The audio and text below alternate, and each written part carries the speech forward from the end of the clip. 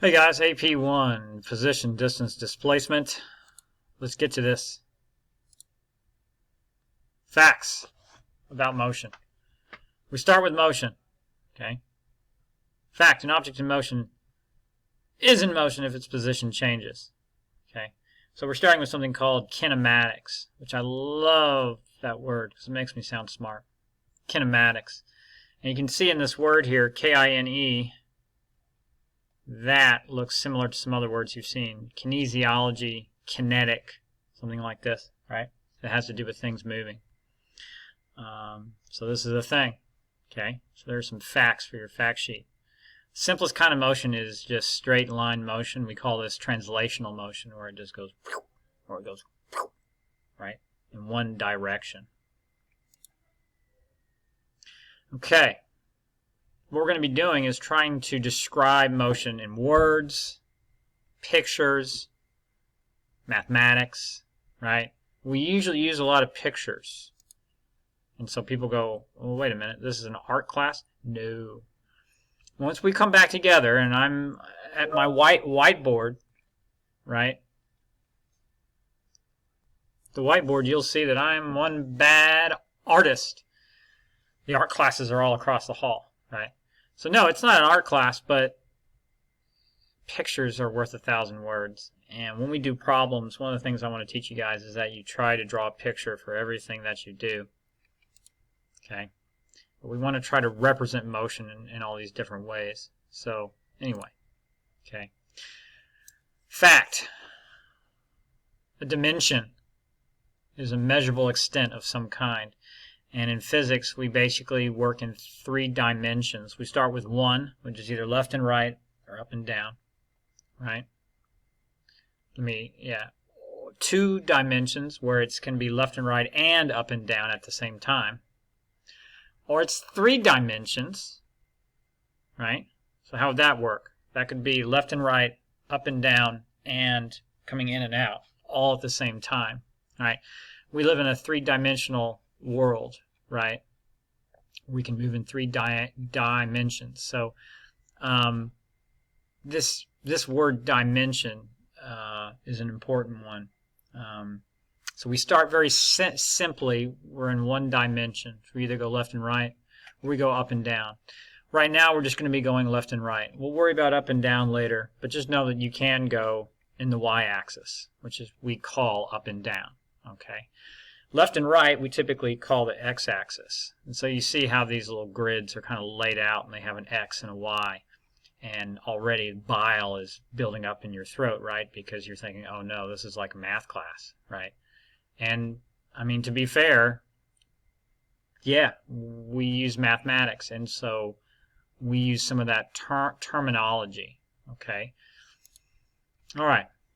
I have this map in my room, and it usually is about a couple days before I get to this lecture, and I have to point it out to my kids. And a lot of people, it just drives them crazy. I had a student one year tell me it was a very liberal map, which I still to this day am a little unsure as to what he meant by that. But there's really nothing wrong with this map. I mean, all the countries are all there. Everything's where it's supposed to be, and supposedly everything is the correct size, depending on, different maps have things drawn slightly different ways. But there's really nothing wrong with this map.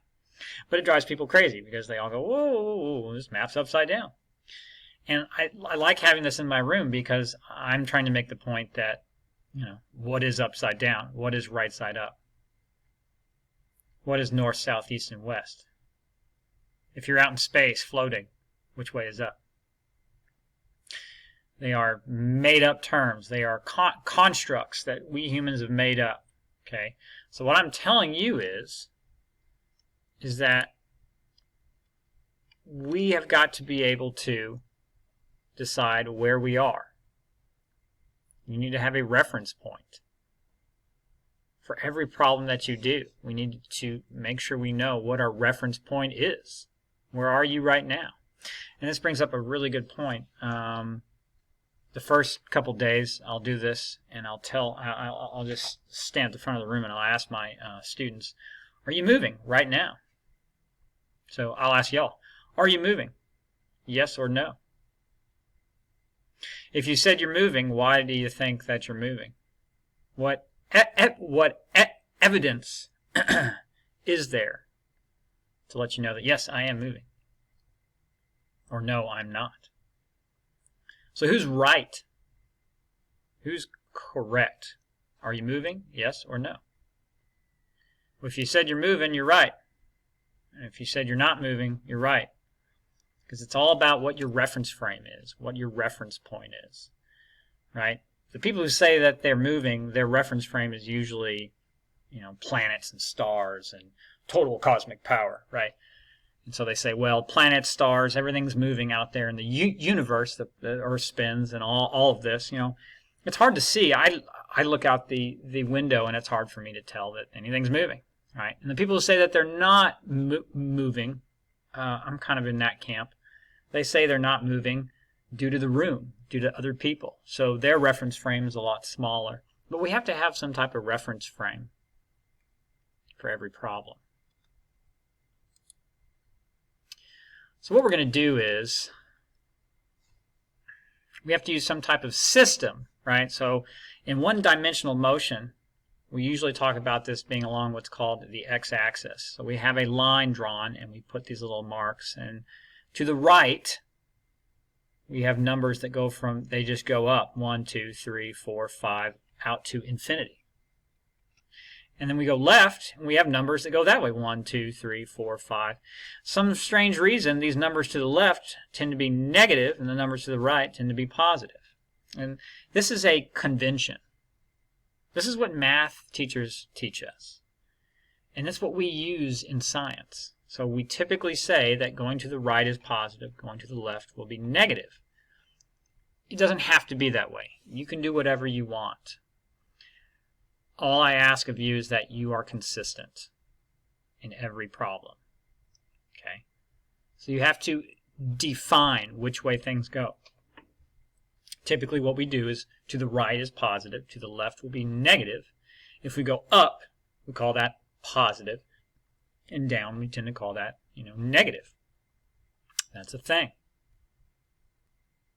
So here we go. We got some terms that we needed to go over. There are these two things, distance and displacement, and you need to know the difference. Distance is a length between 2 points. Okay? So I'm a short distance away from the camera right now, and then if I do this, now I'm a long distance away from the camera, right? We call that distance. Okay? That's what a ruler measures. Distance. What does it mean to be displaced?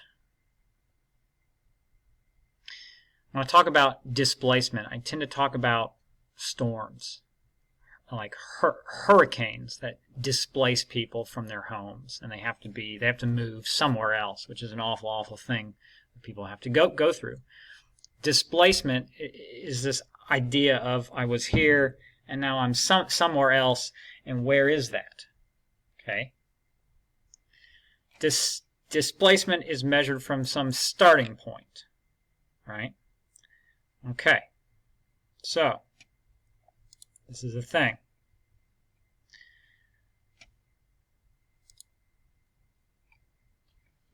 In your car, you probably, I don't know, every car's got all these little gauges and stuff, and there's something called an odometer in a car, which will tell you the total distance a car has traveled over its life. The odometer. This is a measure of distance. You don't know all the different places this car has been. You don't know if all of these miles, 105,000 miles, this looks like a Chevy. You don't know if those miles are, are those highway miles, are they city miles, is that going away from home, back towards home? We don't know. We just know it's a total amount of distance added up. That's called distance. What's missing here is direction. We don't know which way the car went. Okay.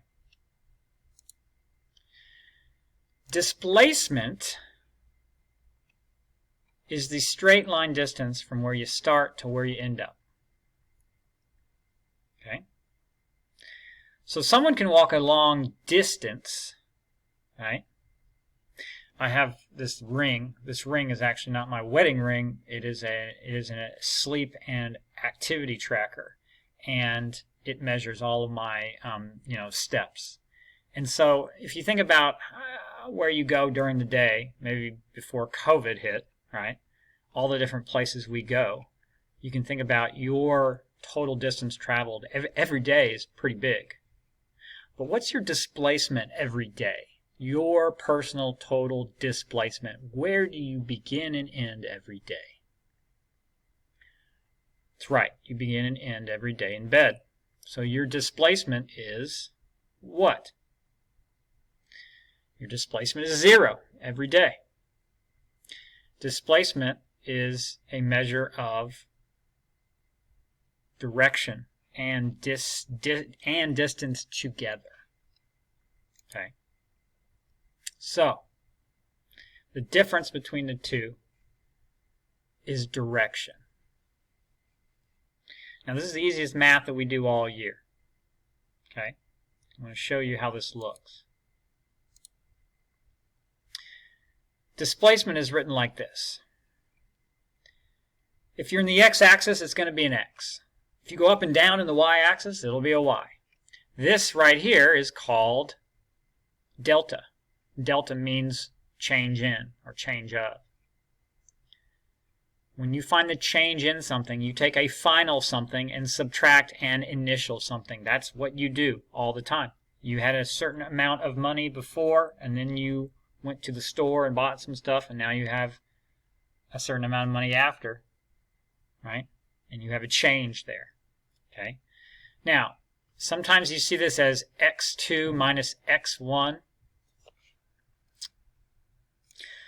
So sometimes you see it as x2 minus x1, and sometimes you see it as x2 is actually just x. x1, we use this weird looking symbol here. X with a little 0 underneath. This is called x naught, right? So that has that little 0 next to it. What that means, the naught is 0. Quiet, Mitchell. So what this means is instead of doing x2 minus x1, we would be doing x minus x naught. And x naught is this weird thing that essentially means initial. This is initial. This x is final.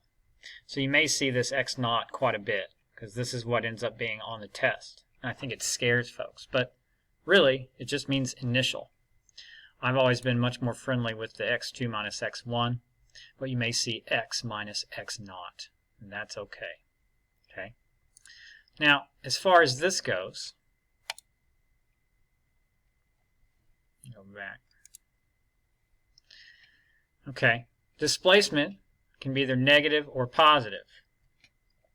So if you start at 10 here on the x-axis and you move to 30, what distance did you travel?